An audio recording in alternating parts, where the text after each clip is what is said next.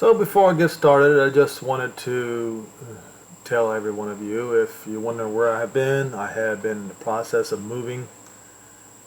Sold my old place, then bought another place, and I'm moving in, and I'm almost finished moving. I did a video a couple days ago, and YouTube took it down and gave me a strike. If you want to see the video, you can go to bitshoot.com. You can see the video on there. I think what I'm going to do is put my more controversial videos on that site and my regular videos on this site on YouTube. So YouTube, yeah, I know they're watching me very carefully now. I even did I did a video. The title was, "If you kill a Jew, you murder the Messiah afresh." I did that video, and about 6 months later, they took it down, saying that it was racist. So this current video I did, they basically said I was telling lies, giving false medical information, when everything that I posted was verifiable.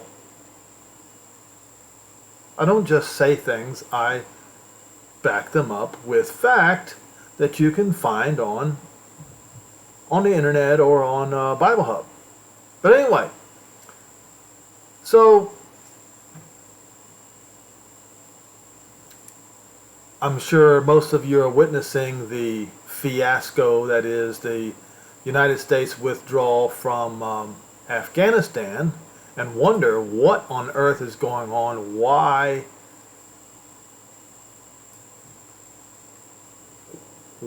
this is happening the way it's happening.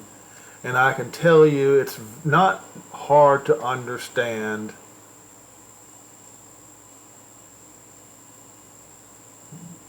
Paul said the love for money is the root of every kind of evil. Okay? All right? Now, so what's behind what's going on in Afghanistan right now? The love for money. It's just that simple.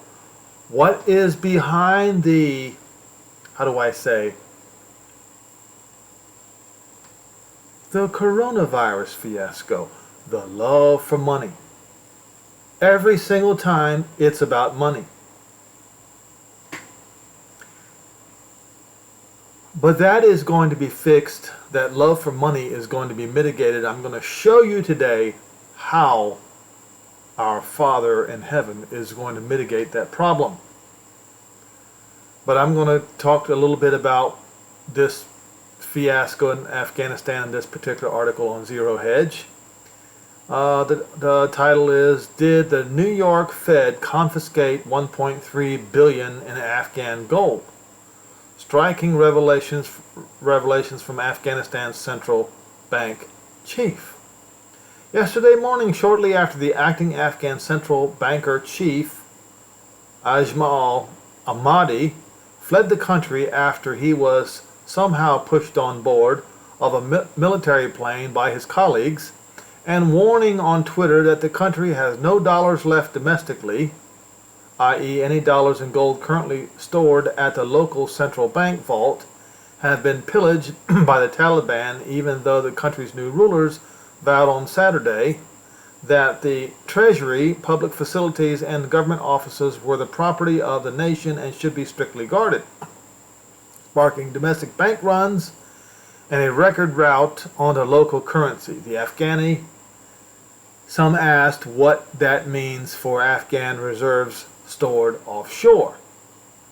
Conveniently overnight, Reuters provided a handy breakdown of the international reserves owned by the DAB, as the Afghani Central Bank is called. The most recent financial statement posted online shows the DAB holds total assets of about $10 billion, including $1.3 billion worth of gold reserves and $362 million in foreign currency cash reserves, according to currency conversion rates of June 21st, the date of the report.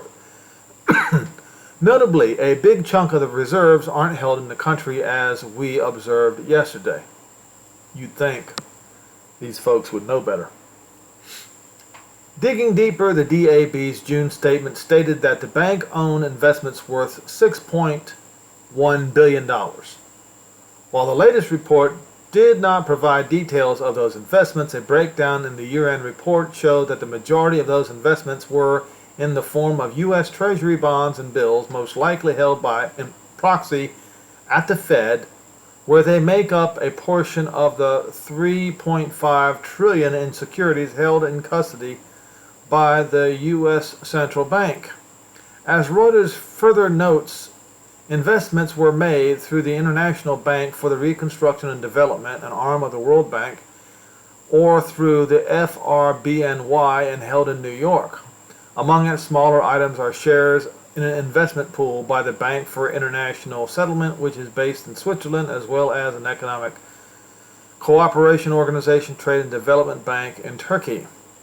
This is important because, as we learned yesterday, the U.S. Treasury imposed a freeze on all Afghan reserves, depriving the Taliban, who remain on U.S. international sanctions lists, of much-needed cash.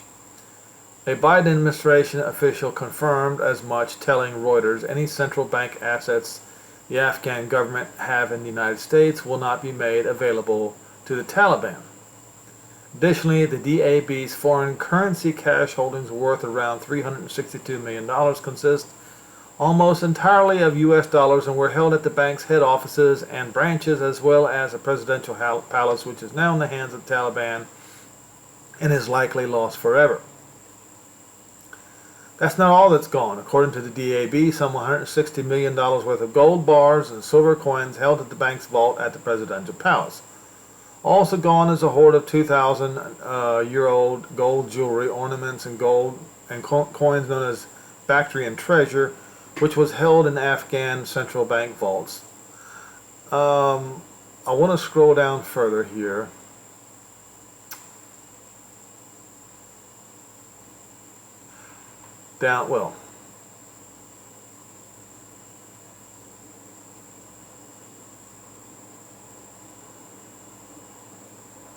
Afghan foreign reserves also consist of a pending $650 billion allocation of special drawing rights currency reserves to the fund's 190 member countries on August the 23rd, whose fate at this moment remains unclear. The distribution of the SDRs, the fund unit of exchange based on dollars, euros, yen, sterling, won, aims to shore up the reserves of developing countries strained by the COVID-19 pandemic. As an IMF member, Afghanistan is eligible for an allocation of about $455 million based upon its 0.07% quota sharehold in the fund. It is unlikely that the IMF will proceed with making any disbursements to the Taliban, as insurgents gaining access to those assets will be hard to digest in capitals around the globe. Indeed, in 2019, the IMF suspended Venezuela's access to its SDRs after more than 50 member countries representing a majority of the fund's shareholding refused to recognize Nicolas Maduro's government as Venezuela's legitimate leader following the dispute of the 2018 elections, etc. But most notably, the central bank's consolidated statement revealed the New York Fed's gold vault, located hundreds of feet below street level, held gold bars worth, 101,770,256,000 Afghanis, or some $1.32 billion on behalf of Afghan Central Bank at the end of 2020. And since this gold, it is gold, folks, listen carefully, is effectively non-recourse to Afghanistan's new Taliban government, we ask publicly if this means that the Afghan gold is now been effectively confiscated? Of course, it's a rhetorical question. The answer is very likely yes.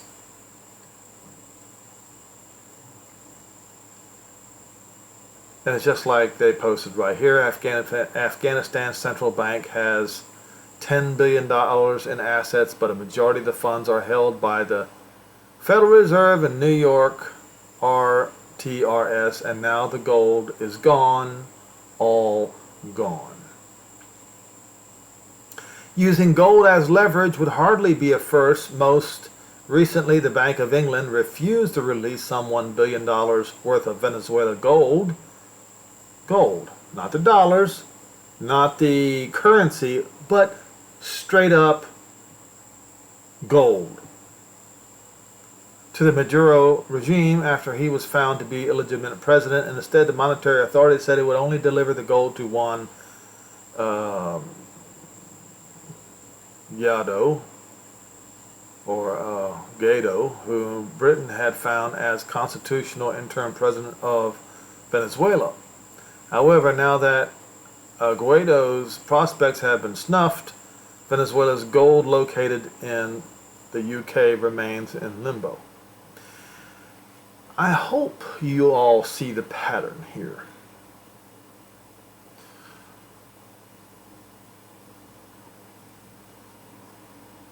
You don't?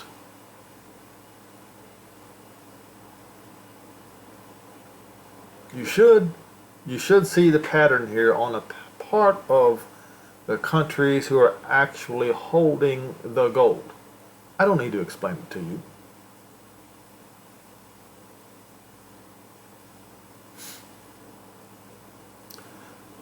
A similar fate will befall the Afghanistan,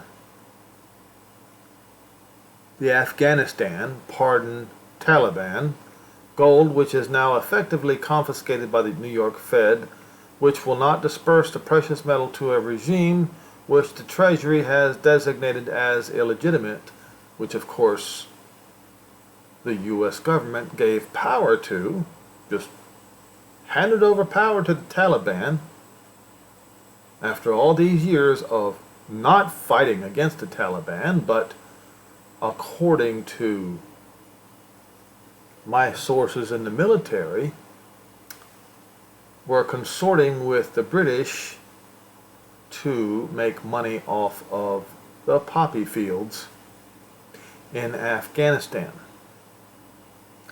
And since the previous president stopped the confiscation of the poppy fields in Afghanistan, then I suppose then there was no longer need to be in Afghanistan.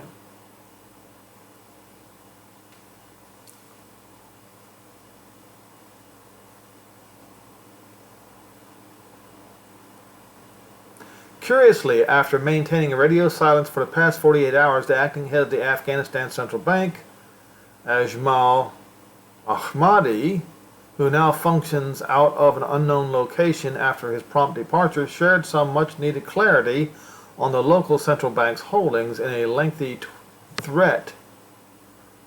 In a lengthy threat? Or was it a thread on Twitter? Amusingly, using our tweet as a basis to argue that most assets are held in safe liquid assets such as treasuries and gold. Here's his tweet. First, total DAB reserves were approximately $9 billion as of last week. But this does not mean that DAB held $9 billion physically in our vault. As per international standards, most assets are held in safe liquid assets such as treasuries and gold. And Ahmadi is actually using the Zero Hedge tweet to point this out. While we would publish Ahmadi's entire thread, which largely confirms what Reuters reported overnight, below we wish to point out some of his notable disclosures, starting with the breakdown of major investment categories, which include the following assets, all figures in billions. Federal Reserve, $7 billion. U.S. bills and bonds, $3 billion. WBRAMP assets, $2.4 billion. Gold, $1.2 billion. Cash accounts, $300,000, and international accounts, $1.3 billion. I'm sorry, the cash accounts, $3 million. And BIS, $7 million.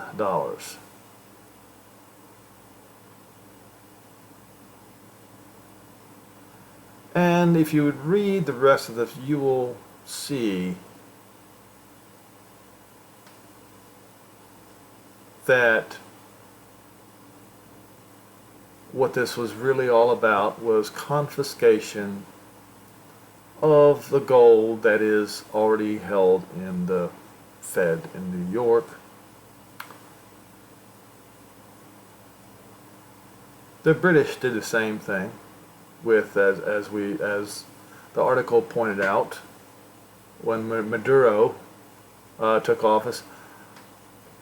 Look, folks, before you get any strange ideas, I'm not pro any government of this world. All the governments of this world belong to Satan anyway. I'm just pointing out how theft of gold takes place. You know, it used to be, it was just, you know, wars and confiscations and, you know, doing like the British did with opium, forcing the Chinese to be addicted to opium so that they could take their assets. You can read about that. So how is our Father in Heaven going to deal with this treachery, chicanery, theft of gold? Well, as I have pointed out many times in my videos, that the new covenant is for Israel. In fact, the name of my channel is The New Covenant is for Israel. And that Jehovah Elohim, holy is his name, turned his back on Israel for an appointed time. And when the appointed time is over, is finished, the time of the Gentiles, when that time is finished, the time of the Gentiles' dominion over the Holy Land is finished, then it will be time for the Messiah's dominion over the entire world, ruling out of the holy city, Jerusalem. And at that time, all the gold and silver, including the gold that were pried out of the mouth of Jews during the Holocaust, all of that will be brought back.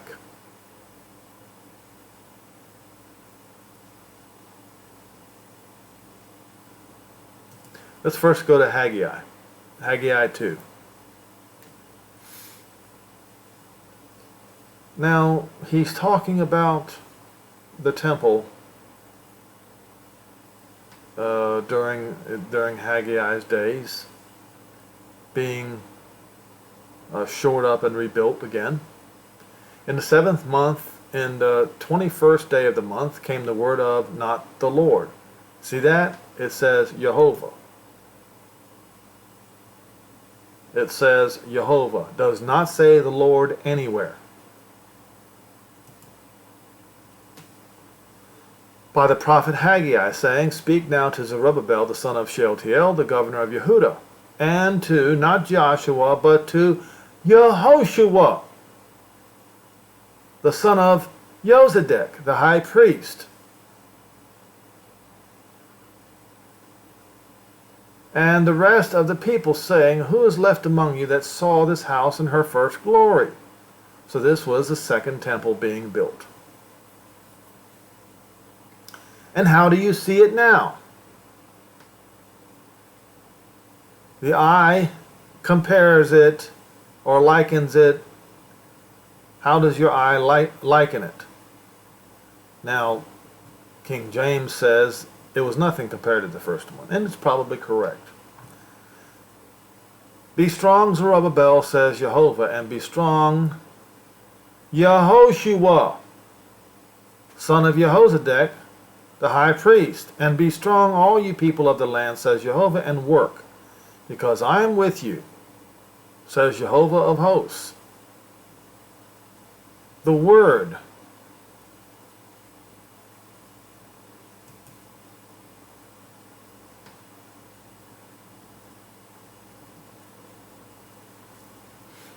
well, it does say covenanted here, so we can use that word here.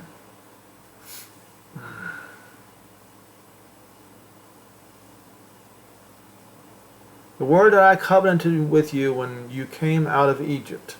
So my spirit remains among you, fear you not. For thus saith Jehovah of hosts, one, a fewness, and I will shake the heavens and the earth and the Mediterranean Sea and the dry land, and I will shake all the Gentiles. Well, that time is coming. We see that time in Ezekiel 38 and 39. We see that time in Zechariah 14. We see that time in Zechariah 9, in Book of Revelation, the sixth seal, the seventh vial. I will shake the Gentiles. And the Hemdah, the wealth, all the precious wealth of the Gentiles, the Goy shall come. And he's going to do what? It says, I will fill this house or place with glory, says Jehovah of hosts, because all the silver is mine, and the gold is mine, says Jehovah of hosts. Now the glory of this, of the coming house, shall be greater than the former, says Jehovah of hosts. And in this place will I give peace, says Jehovah of hosts. Now, let's see how it's going to be done, how it's going to happen.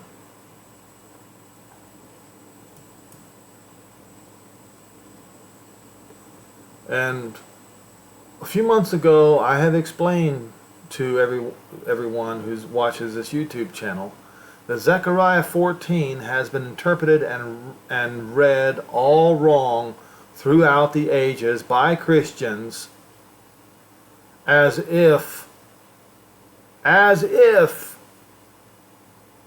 another destruction of Jerusalem is coming in the future, when I have pointed out this particular incident had already happened in the past. I will read it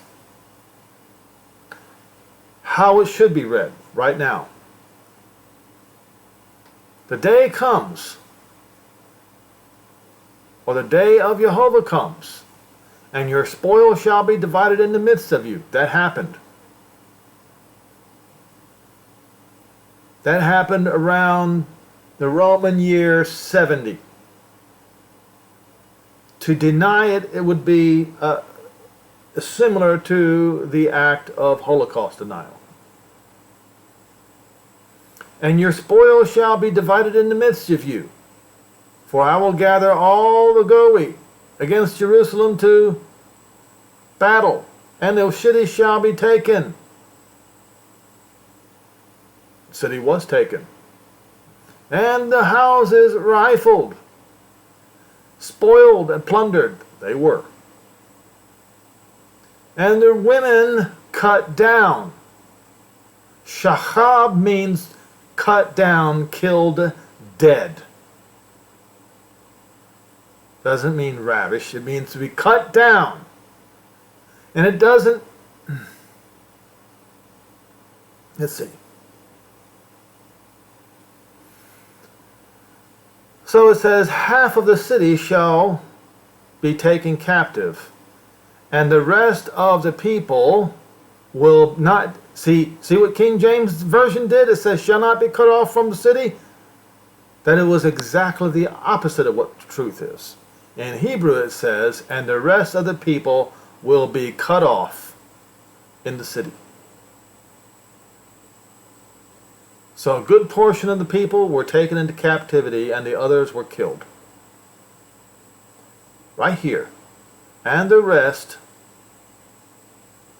well, actually, Yether means abundant. A huge amount of people. Karath, to be cut off, to be cut down. That means to be killed. In the city.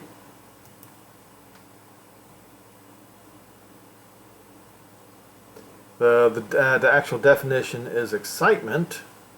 Ir is a fortified height. It is a city. Okay? Then, okay, this is a summary. This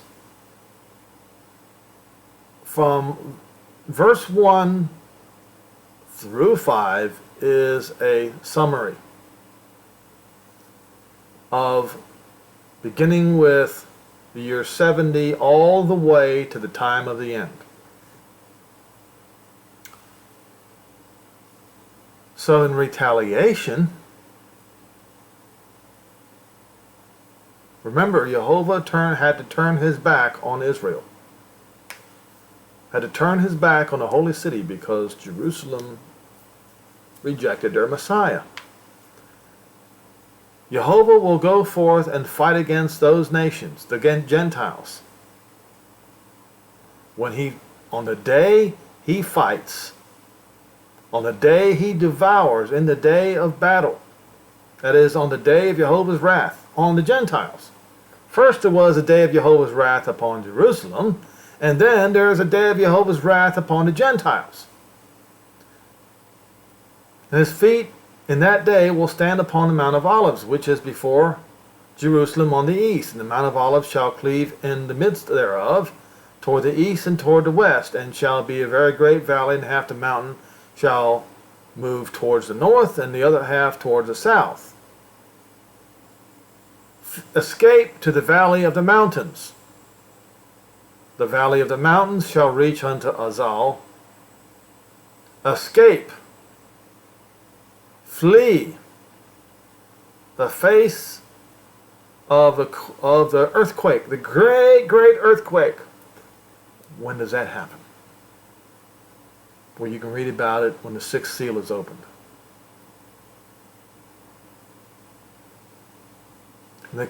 Just like the days of King Uzziah of Yehuda, and Jehovah Elohim shall come and bring all the Kodesh, bring all the holy people back.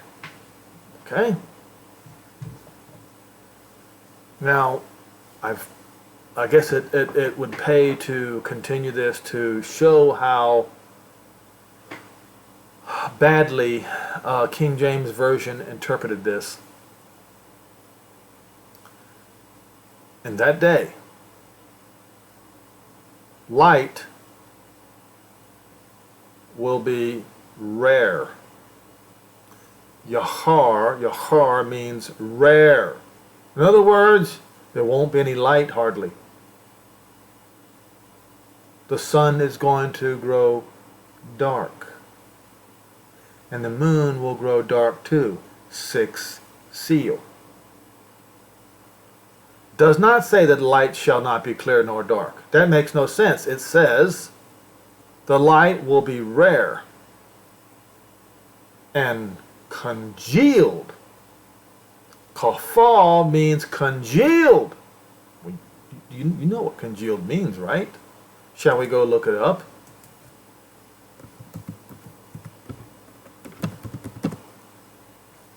Not congealed salad. Come on, who did that? Congealed.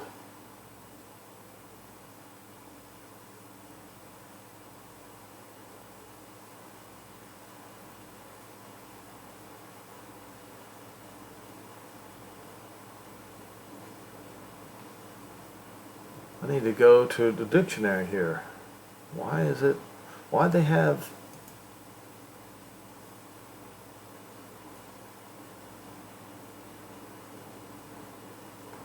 All right, let's try this. Let's go back here.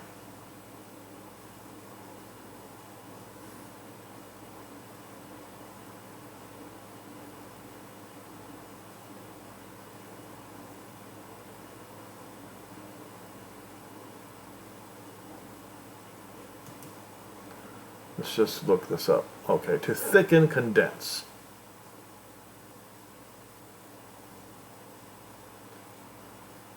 All right, to thicken, condense.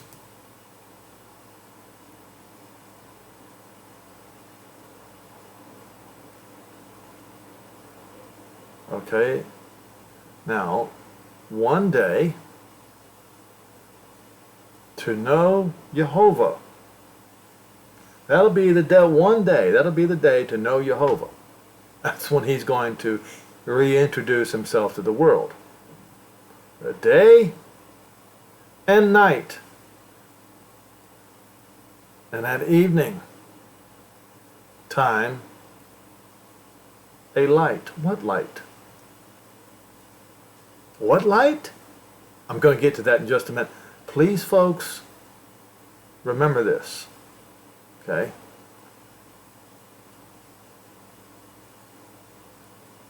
In fact, I want to start reading here in verse 12.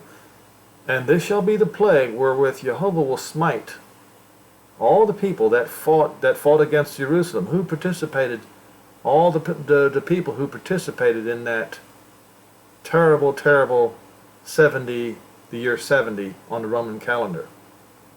Their flesh shall consume away while they stand upon their feet, and their eyes shall consume away in their holes, and their tongue shall consume away in their mouth. It shall come to pass in that day that a great... What's going to cause that? What causes this? He explains what causes this.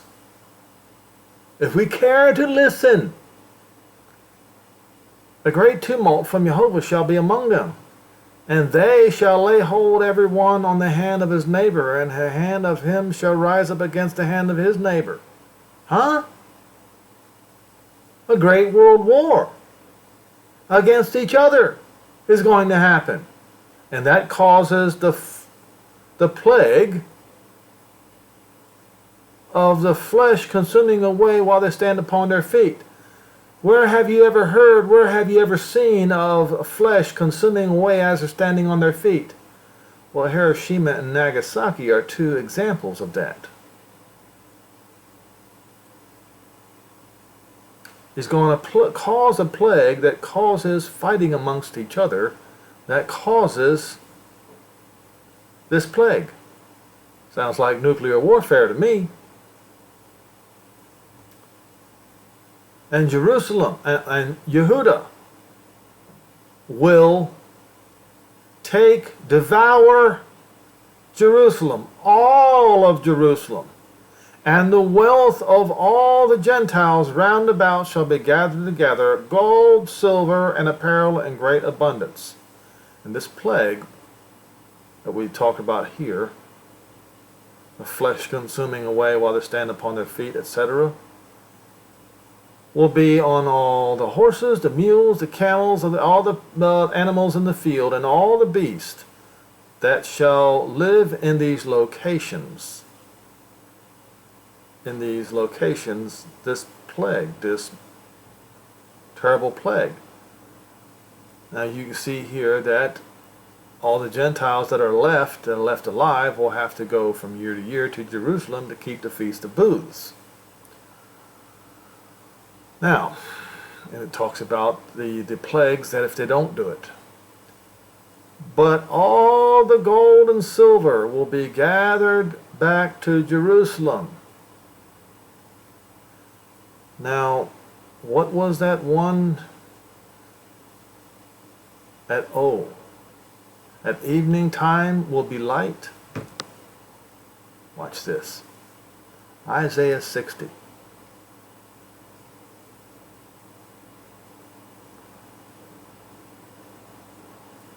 I'm going to go to verse 17 first. concerning the gold and silver. Verse 16, you will suck the milk of the Gentiles, and you shall suck the breast of kings, and you shall know Jehovah, your Savior, your Redeemer, the mighty one of Jacob. For brass will I bring gold. Instead of brass, he's going to bring gold. Well, we just saw how he's going to bring the gold now, didn't we? The Gentiles are going to bring it. And for iron I will bring silver, and for wood brass, and for stones iron. And I will make your officers peaceful, and your exactors righteous. Violence shall no more be heard in your land, wasting nor destruction within your borders, but your walls shall be called Yeshua. See, that's not the name of the Messiah, Yeshua. That's going to be the name of the walls of the Jerusalem. The Messiah's name is Yehoshua, meaning Jehovah's salvation. All right.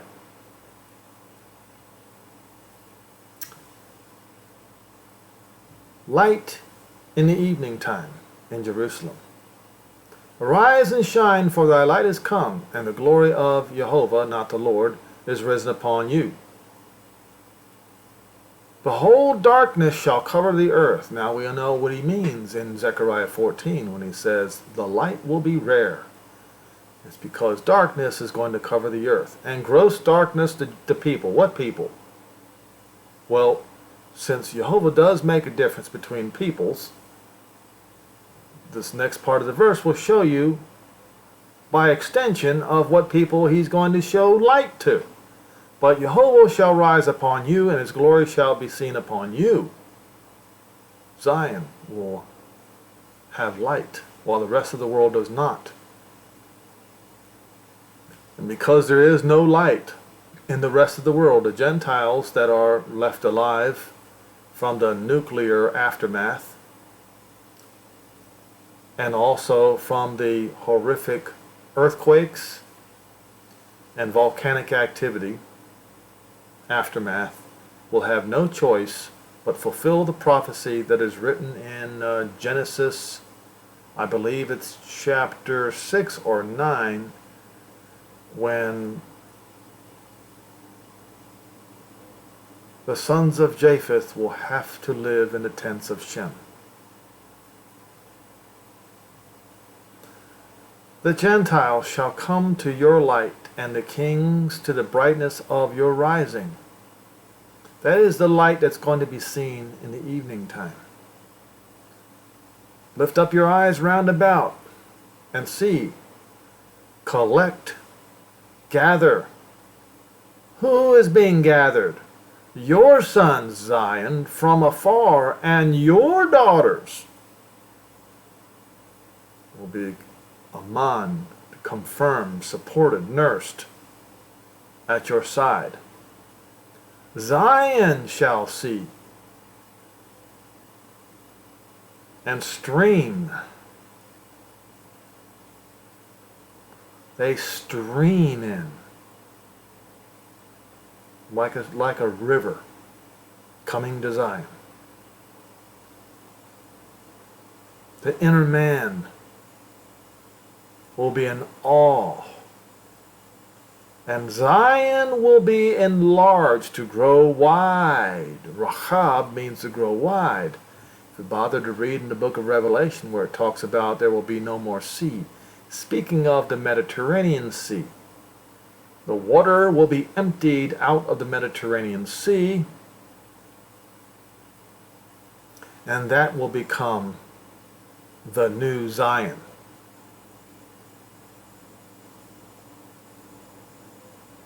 Suddenly the lands of Shem will be enlarged, and the lands of Japheth will be reduced.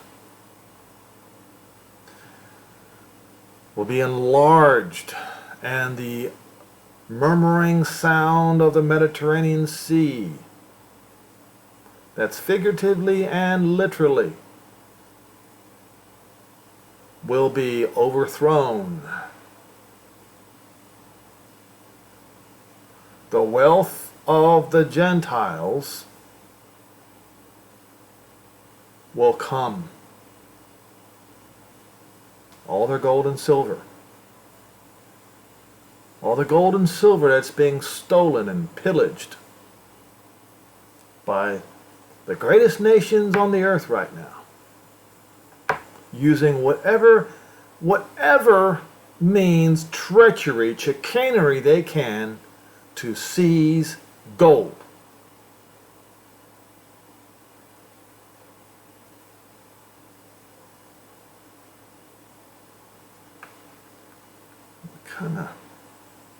Kind of tells you they don't have a whole lot of trust and value in the dollar anymore.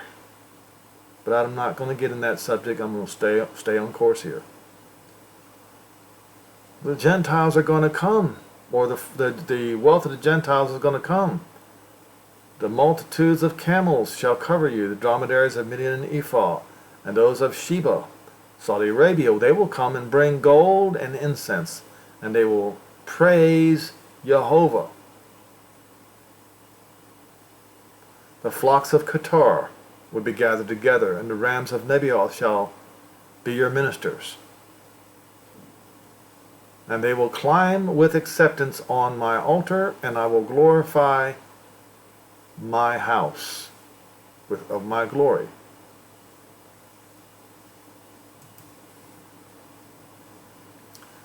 Oomph, or oof, to fly. Flying as a cloud, as doves to the windows. They wait for me in the coastlands of the Mediterranean Sea and beyond. And the ships of Tarshish. Tarshish, if you look at the old world maps, you will see that it is the Atlantic side of the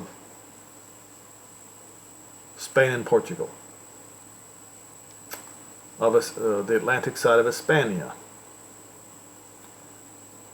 They will be first to bring your sons from afar, their silver and their gold with them, unto Shem Jehovah. You know, the Hashem Mephorash, the name that the Catholics, Martin Luther, all the Christians today absolutely despise.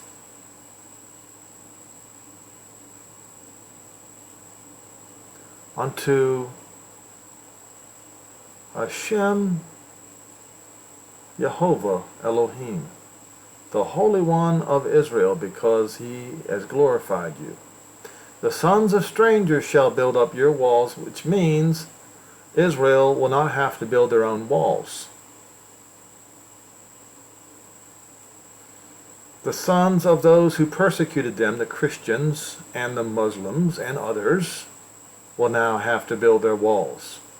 And their kings shall minister. Now it says minister and serve, and this says foam. Let's see what that means. Oh, that's wrath. For in my wrath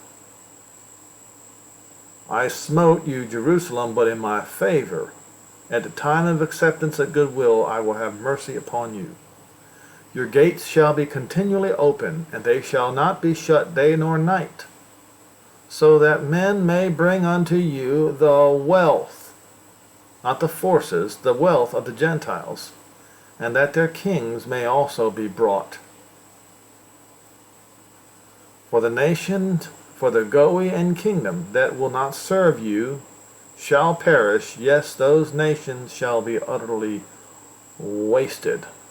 And right here it says in verse 14, the sons of them that also afflicted you. Right? Who afflicted Zion?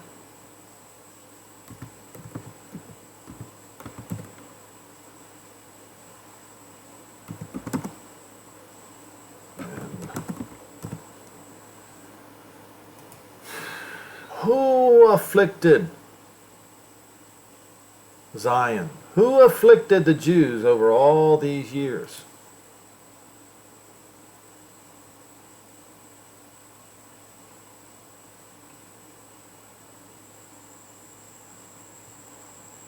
Where is the correct picture?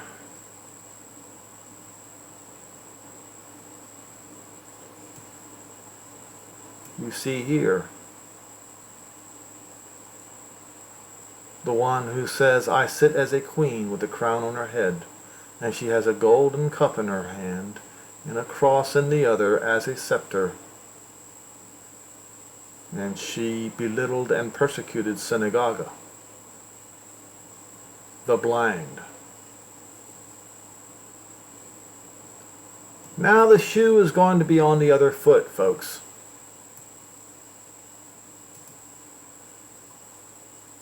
The sons of them that afflicted you shall come bending unto you, and they that despised you.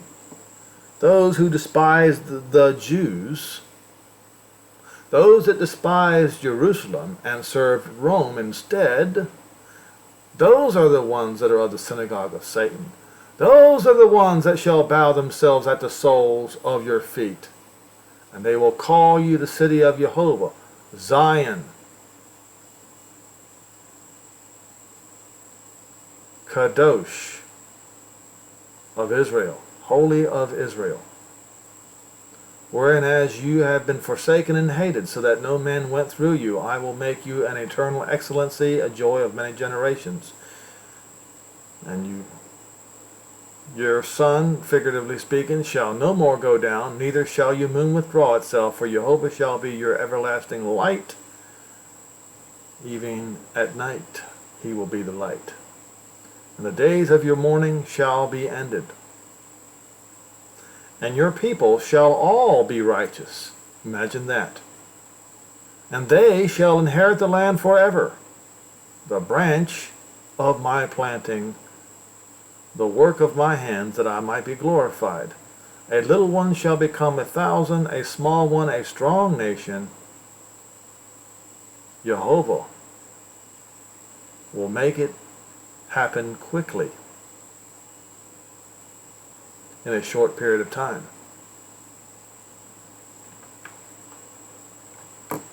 And as you can see, if you read the news, there's like 15,000 Americans trapped in Afghanistan because, you see, the leaders in the United States don't care about them. They only care about that gold.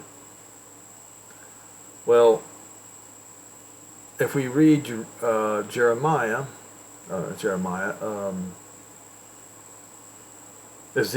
Ezekiel 39, you will see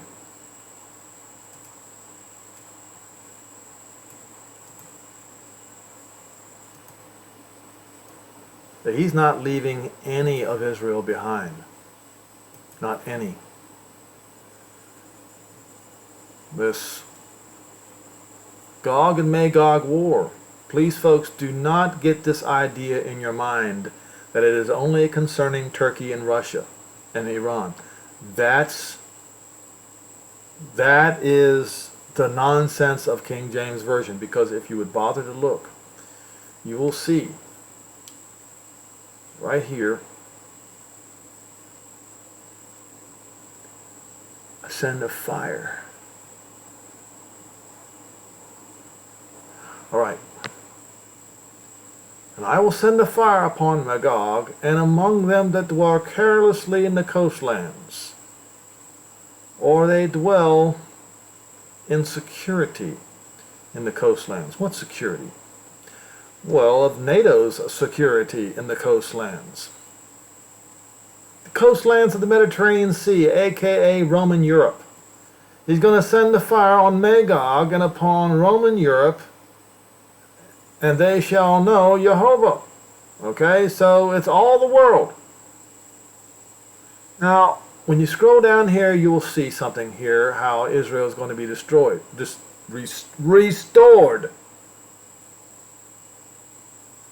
I will set my glory among the Gentiles, and all the Gentiles shall see my judgment that I have executed, and my hand that I have laid upon them. Why? so that the house of Israel may know Jehovah Elohim from that day, beginning with that day, and forward. That's how Israel is going to believe when Jehovah saves them. And the Gentiles shall know that the house of Israel went into captivity because of their iniquity, because they trespassed against me. Therefore I hid my face from them, and gave them into the hand of their enemies. So fell they by the sword.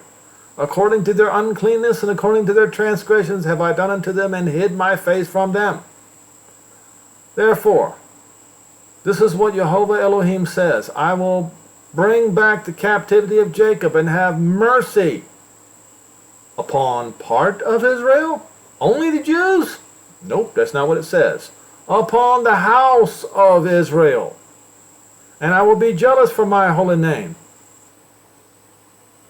after they bore their shame and all the trespasses which they have trespassed against me. After they did it, and they done it for the last 2,000 years, or nearly 2,000 years. Okay? When they dwelt safely in their land, and none made them afraid, when I brought them again from among the people, and gathered them out of the enemy's land, and been sanctified in them in the sight of many Gentiles. Then they shall know Jehovah Elohim, which caused them to be led into captivity among the Gentiles. And now I'm going to gather them back into their own land, and leave none behind. Neither will I hide my face from them any more. For I have poured out my spirit, poured out my ruach, my wind, my spirit upon the house of Israel, says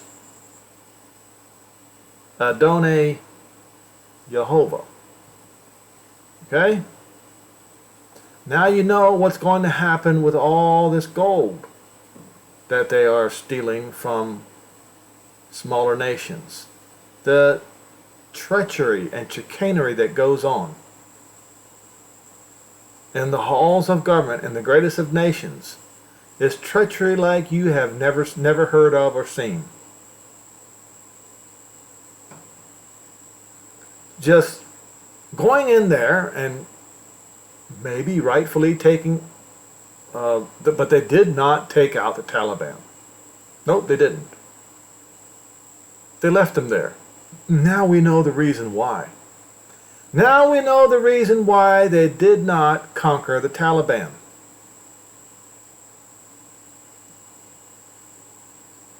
Treachery, folks. And thousands of people are going to die in a very brutal manner by the Taliban, just like what happened in Cambodia. Very likely to happen. Because of the treachery of world governments, aka the sons of Japheth.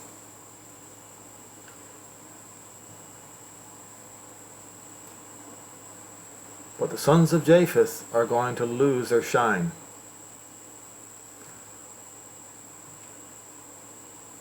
And they will be forced to dwell in the tents of Shem.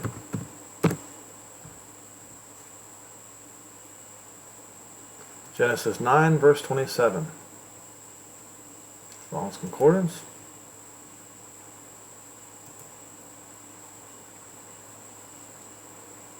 So when he was handing out the blessings, Noah was, Elohim enlarges Japheth, and they are indeed enlarged.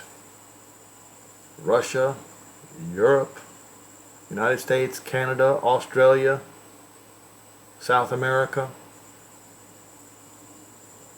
But he will eventually be forced to dwell in the tents of Shem. Of course, Canaan would never excel, would always be a servant. Anyway, now you know what will happen to all this confiscated gold. This theft that goes on continually.